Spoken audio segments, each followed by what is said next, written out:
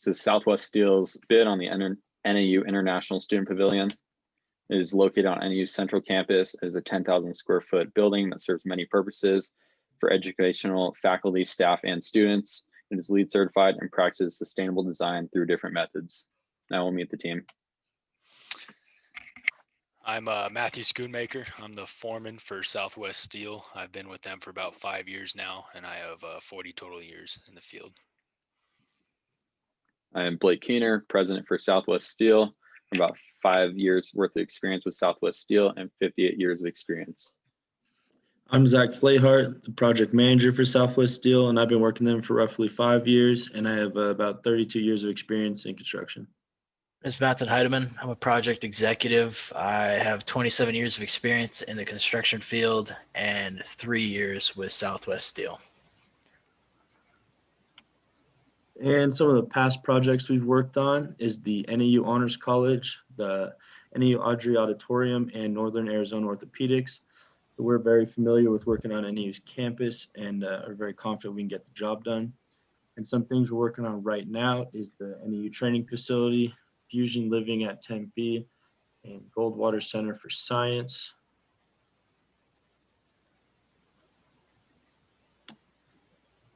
Now I'll kind of outline the delivery method for the NAU International Pavilion. It is supplied by Schuff Steel located in Belmont, Arizona. First, the truck's gonna merge onto I-40 eastbound, continue on for about 9 miles and then exiting onto SR 89A, then quickly exiting to McConnell Drive and turning left onto Knowles Drive. Quickly it's gonna head north up the hill and then turn right onto East Brunk Drive, which then will be located at the job site. Quickly moving on to the site plan, we have this outlined in different colors. First, the red represents the site perimeter, and then we have the building footprint and crane erection located in the yellow area, and then the blue represents material laydown and crane assembly, which then goes on to the site access, job trailer, and parking located in the east side of Knowles Drive. And then we have the on-site delivery route for which the truck will deliver and then exit through the back access. And then we also have the traffic control labeled in the yellow. So as a quick overview of the schedule, the bidding process is going to start up on 11/9 of this year.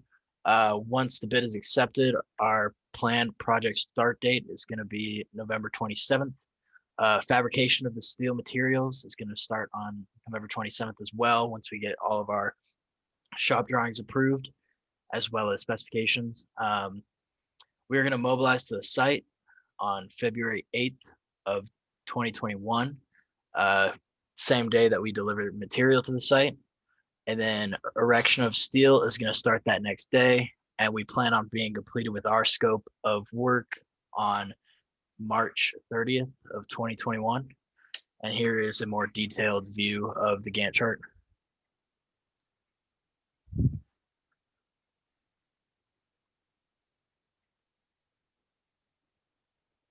All right, so basically how we're going to erect this thing is in a series of phases where the crane moves around the building footprint. Steel erection is going to begin on the 9th of February, like Matson mentioned, and we're going to start with the level 2 framing plans, which is going to be mostly columns and some beams. And then that crane will start on the south side of the footprint.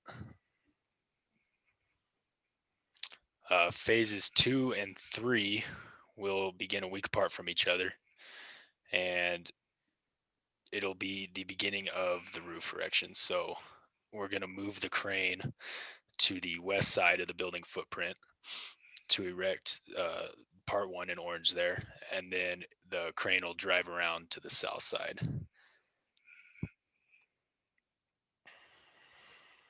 Phases 4 and 5 kind of continue the pattern that we set forth.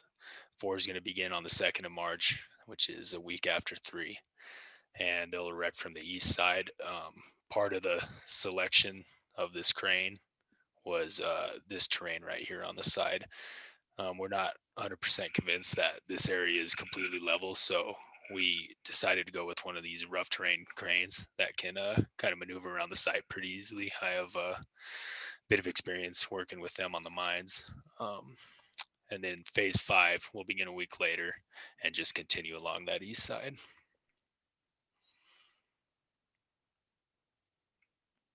Now, phase 6 is going to be our last phase for steel erection, and it also includes our critical pick. This was the heaviest beam, heaviest single member that we were putting into the building, and it came out to just above 1,300 pounds, which is well within the range of the crane that we selected. So quickly to add on what Matt was talking about, we're going to apply brace construction using diagonal truss-like bays between horizontal and vertical members. And then this is going to provide stability and resist lateral loads throughout our members. And going on to our safety statement, we strive to be the safest in the industry, making sure everyone comes home with their families. OSHA is one of our best friends. And our safety officer, Kobe Bryant, he will perform routine safety inspections on site. And any safety issue will be reported to the project manager by the safety officer. Project manager will relay that to the foreman, who will then handle it accordingly. So briefly talking about our quantity survey and how we took these off. First one, talk about the beams and girders found on S202. So these were taken off in tons and then calculated from there. Quickly moving on to the column sheet found on S201 and 402. So to calculate for the columns, we used the RS means that was given to us, and then we took the RS means steel bearing building from stories 1 and 2, and those numbers were applied to the tonnage steel calculated previously. Moving on to the connections, the tonnage weight was used in accordance with the RS means, and then the joist was found on S sheet 202 from the framing plan, and then the decking was broken up into 2 different sections of the composite and roof decking, in which we have a image to our right showing each in tons and broken down into square footage for the decking. So to put this bid together, our cost methodology includes all labor, material, and equipment costs associated with each type of structural steel that was being put into place.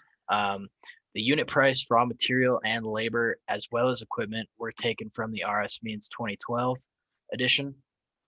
We added 20% onto the subtotal for overhead and profit, 5% being the overhead and 15% being the profit.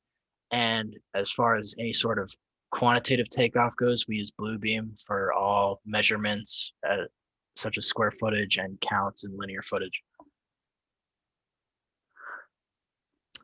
And our bid summary, so we estimate our total cost to be about $228,000, which is about $23 per square foot of the building.